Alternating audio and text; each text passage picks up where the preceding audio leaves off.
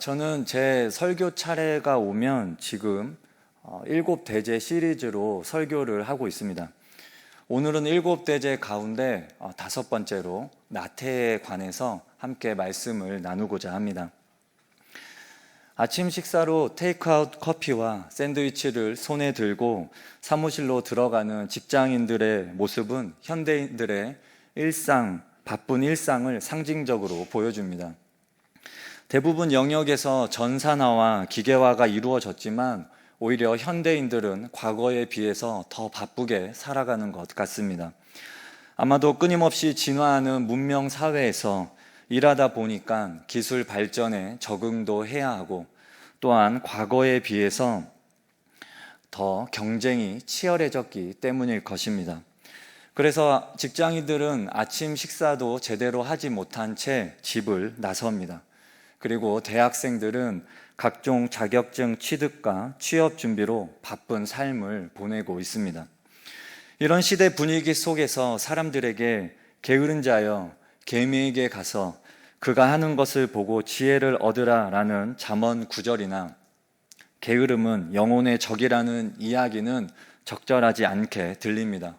너무 많은 사람들이 일중독에 가까울 만큼 분주하게 살아가고 있습니다. 그래서 오히려 느리게 살기, 천천히 살기, 단순하게 살기라는 식의 문구가 더 적합해 보이는 시대입니다. 흔히 나태라고 하면 느지막이 일어나서 잠옷을 입은 채로 빈둥거리며 시간을 보내는 것으로 생각합니다. 혹은 설거지거리를 싱크대에 그냥 두고 하루 종일 텔레비전을 보며 게으름을 피우는 것으로 생각합니다. 하지만 교회가 죄로 규정해온 나태는 이와는 성격이 다릅니다. 교회 전통은 나태를 단순히 몸이 느린 상태가 아니라 영혼이 병든 것처럼 의욕과 활력을 잃어버려서 움직이지 않는 상태로 이해하였습니다. 나태는 본래 사막 수도원에서 온 것입니다. 수도사들은 열악한 환경과 오랜 금욕 훈련 등으로 지치고 건강 상태가 나빠졌습니다. 미래에 대한 불안과 염려로 무기력한 상태에 빠져 있었습니다. 특히 기대만큼 영성과 하나님에 대한 알미 깊어지지 않았습니다. 수도사들은 우울과 낙심에 빠져 금욕과 수도 생활의 의욕을 잃고 수도 자리를 슬슬 피하게 되었습니다. 바로 이것을 나태라고 불렀고 다른 말로 영혼의 병이다라고 불렀습니다. 나태의 어원은 관심 없음입니다. 나태는 의욕이 없어서 무기력해지고 어떤 일에도 열정이 생기지 않는 것입니다. 그리고 마침내 손을 놓고 아무것도 하지 않으려는 마음 상태입니다. 무엇에도 관심이 없어지는 것입니다.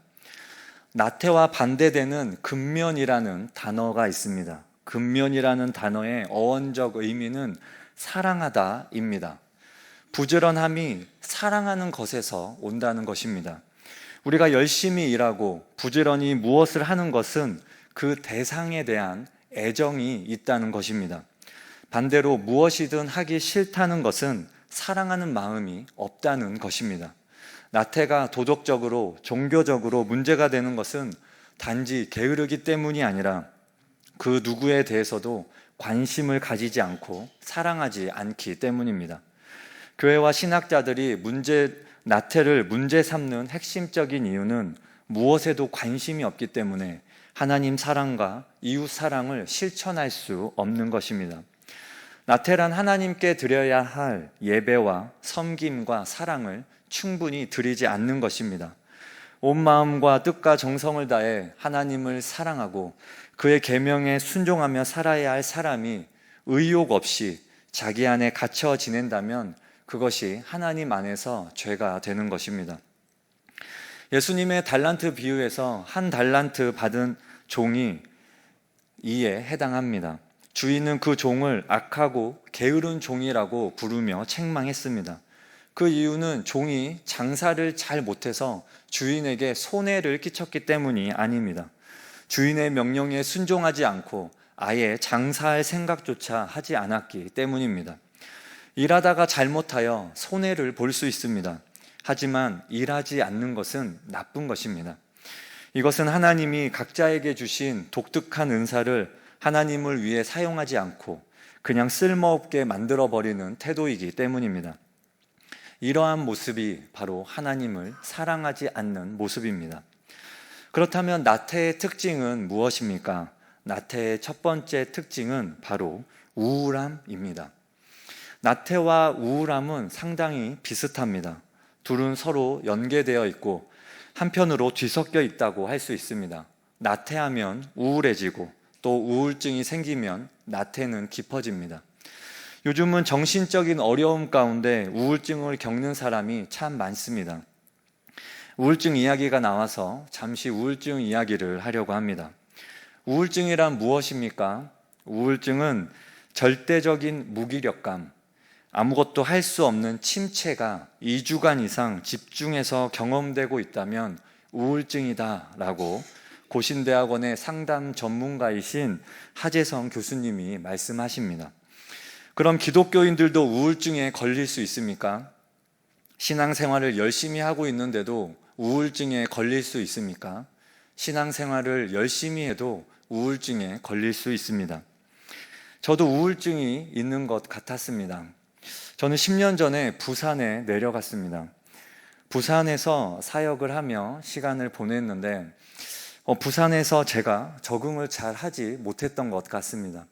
같은 한국 땅인데 뭔가 달랐습니다. 제 삶에 우울증 증상이 찾아왔습니다. 삶이 무기력하게 느껴지고 침체가 찾아왔습니다. 지금까지 경험해 보지 못한 낯선 느낌이었습니다. 경건 생활이 부족하다고 생각해서 기도 시간도 늘려보았지만 잘 해결되지 않았습니다. 좋아졌다, 안 좋아졌다를 반복하며 그렇게 시간을 보내게 되었습니다. 그러다 신대원에 가게 됐습니다. 공부를 하면서도 정서적인 어려움이 계속 되었습니다. 공부를 하다가도 정서가 어려워지면은 공부하는 것이 참 힘들었습니다. 이것이 나에게 너무 의미 없게 느껴지기도 하고 그런 시간들이 계속해서 보내게 되었습니다. 신학대학원에는 상담가 선생님이 계십니다. 저는 고민하다가 그 상담가 선생님을 찾아가게 되었습니다. 그 선생님께 제가 말했습니다. 제가 우울증에 걸린 것 같습니다. 제 삶이 너무 무기력합니다. 이렇게 말했습니다. 상담가 선생님이 저에게 질문을 하셨습니다. 밤에 잠을 잘 자나요? 네, 잘 잡니다. 식사는 잘 하시나요? 네, 밥은 잘 먹습니다. 그러면 우울증은 아닐 겁니다. 저에게 이렇게 이야기했습니다. 살짝 민망했습니다. 왜냐하면 전 너무나 심각했기 때문에 웬만해서 그렇게 선생님을 찾아갈 용기가 나지 않는데 아주 큰 용기를 내고 선생님께 찾아갔는데 그런 대답이 나왔습니다. 물론 불면증과 식욕 감퇴만으로 우울증을 진단할 수는 없습니다. 우울증의 대표적인 증상이 불면증이고 식욕이 없는 것이기 때문에 선생님이 그렇게 말씀하셨습니다. 우울증과 관련하여 여러 이야기가 있습니다. 죄를 지어서 우울증이 온 것이다. 믿음이 좋으면 그런 병 생기지 않는다. 회개하면 병이 낫는다. 이런 유언비어가 성도들을 더욱 힘들게 합니다.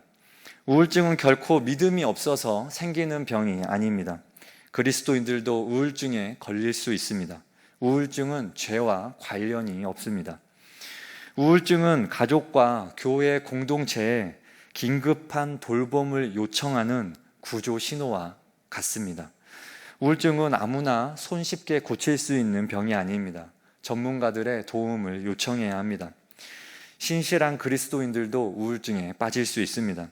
그러므로 우울증이 매일 느껴지고 2주간 이상 계속해서 반복된다면 신경정신과에 들려서 약 처방을 받는 것이 중요합니다. 또한 믿을 만한 상담가를 만나 상담받는 것도 중요합니다. 전문가들의 도움이 필요합니다. 병원에서 도움받는 것이 절대로 부끄러운 일이 아닙니다. 라고 하재성 교수님은 말씀하십니다. 얼마 전 한 청년과 상담을 하게 되었습니다. 이 청년은 선교사 자녀였습니다. 자신이 심한 우울증에 걸린 것 같다고 말했습니다. 정신과에 가서 도움을 받고 싶은데 자신 때문에 부모님에게 피해가 갈까봐 가지 못하고 있다고 했습니다. 부모가 선교사님인데 자녀가 정신과 약을 먹고 있다고 하면 주위에 있는 사람들이 이상하게 볼 것 같다는 것입니다. 제가 이 청년에게 두 가지 질문을 했습니다. 밤에 잠을 잘 자나요? 밥은 잘 먹나요? 이 청년은 밤에 잠도 잘 자고 밥도 잘 먹었습니다. 그리고 이 청년이 웃었습니다. 스스로 생각할 때 심각하지 않다고 여긴 것이지요. 제가 아까 말했지만 이 두 가지로 우울증을 판단할 수는 없습니다. 병원에 가는 것은 부끄러운 것이 아니니 심각해지면 심해지면 가라고 했습니다. 우울증은 결코 부끄럽거나 수치스러운 것이 아닙니다. 기도를 통해 고칠 수 있는 것 아니냐라고 물어볼 수도 있습니다. 물론 하나님께서 우울증을 고쳐주시도록 우리를 도와주십니다. 그리고 병원에 있는 전문가들도 우리를 도와줄 수 있습니다. 병원의 손길을 거부해서는 안 되겠습니다. 나태의 증상과 우울증의 증상이 비슷합니다. 하지만 둘의 치료법이 서로 다릅니다. 우울증은 대개 상담과 약물 치료가 필요합니다. 그러나 나태는 영적 훈련과 실천을 통해 치유할 수 있습니다. 그러므로 내 삶에 우울함이나 영적 메마름, 정신적 고갈, 기쁨이 없다면 내 삶에 나태가 있는지 점검해 보아야 합니다. 둘째로 나태의 특징은 바로 미루는 것입니다. 내일 하지 뭐, 이 말이 나태한 사람에게서 자주 들리는 말입니다. 어떤 일이든 약간 힘든 일이 생기거나 귀찮아지면 내일로 미루어 버리는 것입니다. 수도사들도 이런 유혹을 받았습니다. 수도 생활은 어떤 긴급함도 없는 일상적인 일이 반복됩니다. 그래서 하루 이틀 기도나 노동을 하지 않는다고 해서 특별한 어려움이 생기지 않습니다. 에바그리우스는 나태를 정오의 막이다라고 불렀습니다. 이 표현은 시편 91편 6절에 정오에 임하는 재앙이라는 구절에서 온 것입니다. 이 게으름이 마치 대낮에 닥치는 재앙처럼 밝은 때에 수도사들을 넘어뜨린다는 것입니다.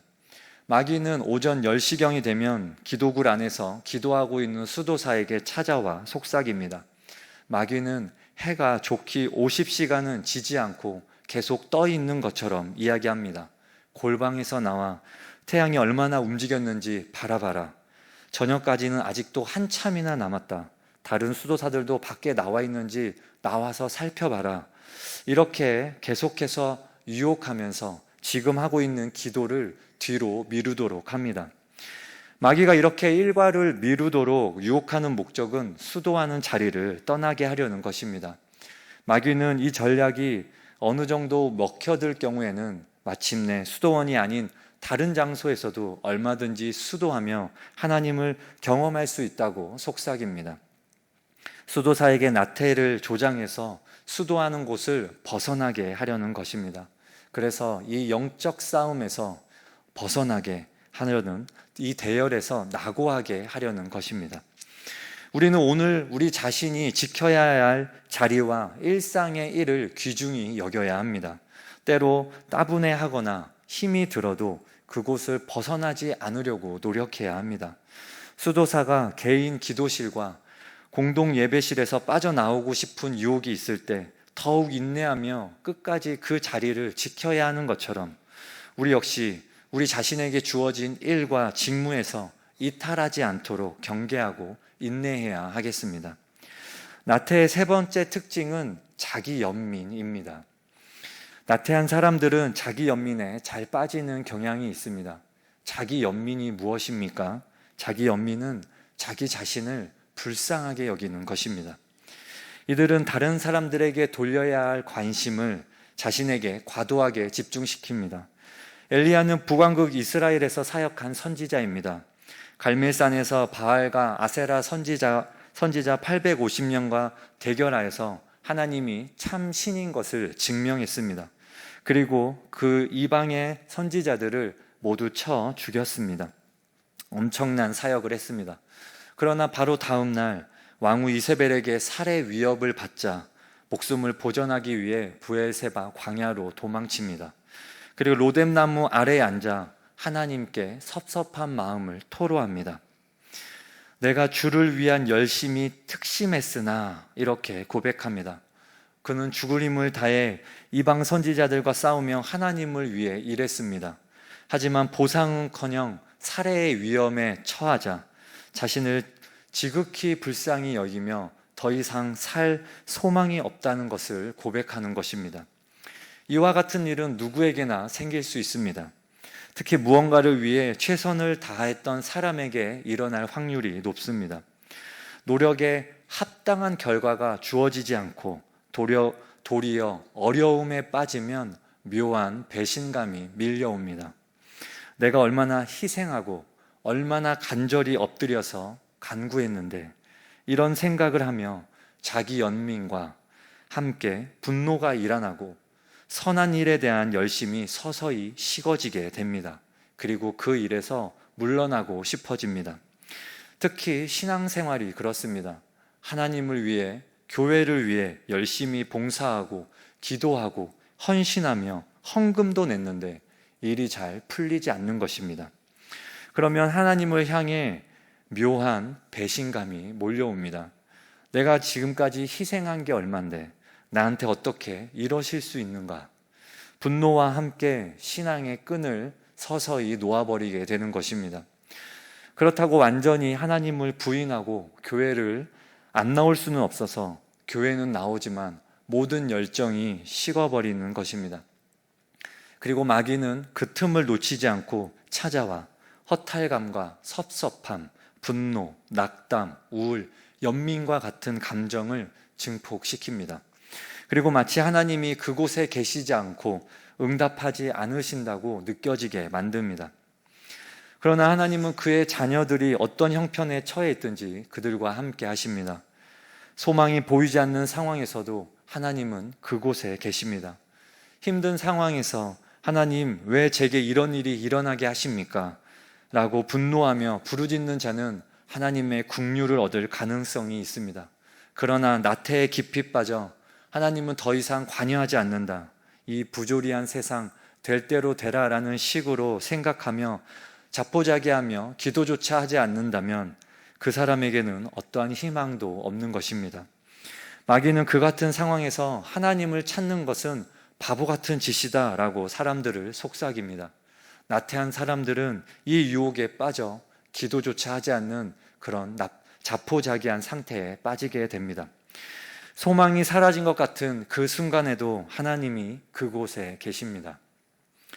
자기 연민에 빠져 하나님이 없다고 생각해서는 안 됩니다.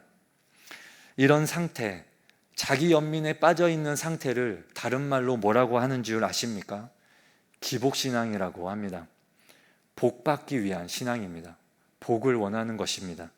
내가 하나님께 이렇게 수고했는데 그럼 복을 받아야 하는데 하나님이 복을 안 주는 겁니다. 하나님을 섬겼으면 대가가 있어야 되는데 보상이 없습니다. 그럼 내가 그동안 뭐 하고 있었던 거지?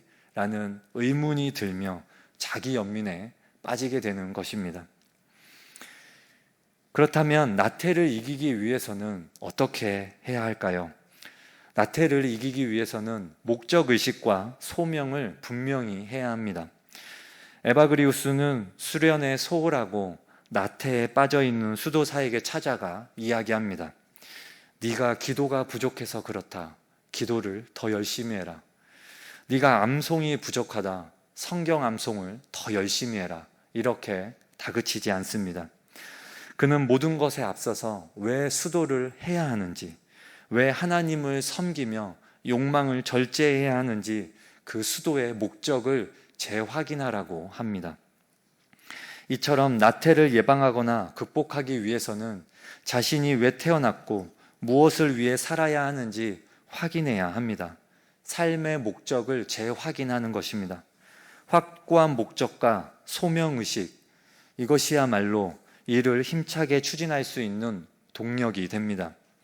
이것이 있으면 도중에 어떠한 난관에 부딪히더라도 포기하지 않고 다시 일어날 수 있습니다.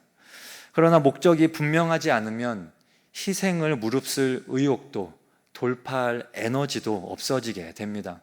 사람은 뚜렷한 삶의 목적을 갖게 되면 생활이 달라지고 머뭇거리지 않고 앞으로 나아가게 됩니다. 세계 평화나 지구 환경 보호와 같은 고상한 가치에 헌신하는 운동가들이 있습니다.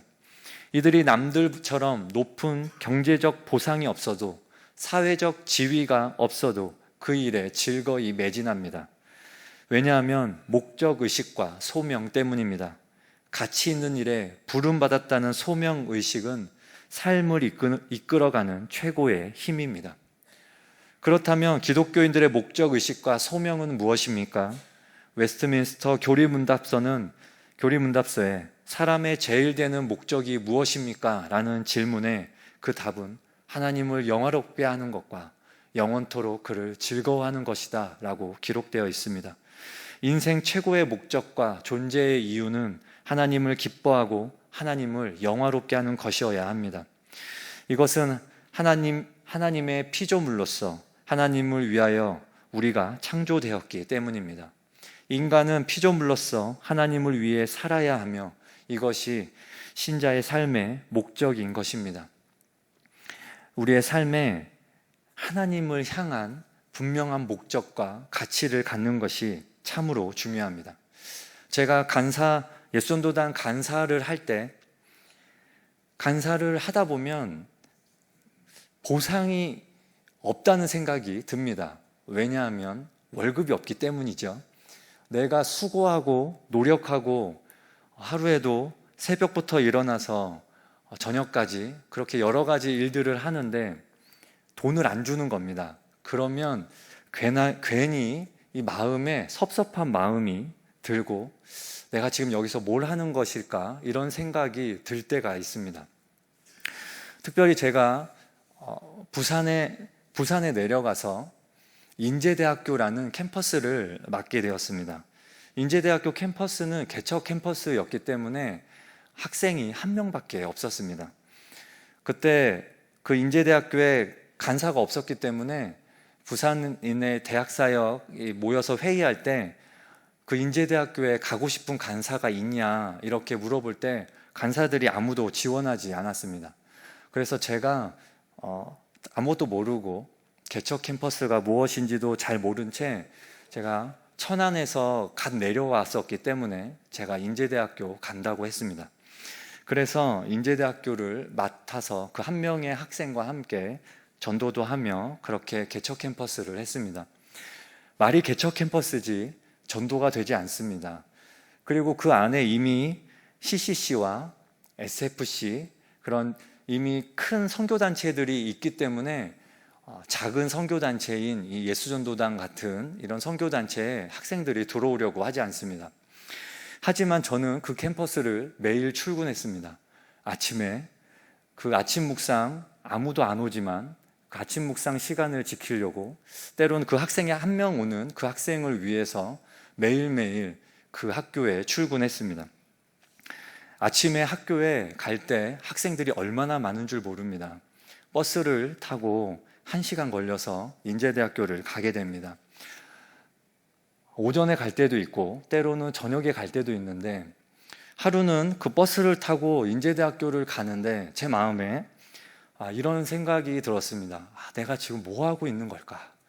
학생도 없고 아무도 나를 알아주지 않는데 내가 이 캠퍼스에 지금 왜 가는 걸까? 이런 생각들이 제 마음에 막 밀려 들었습니다. 그만하고 싶다는 생각들이 아주 강하게 들었습니다.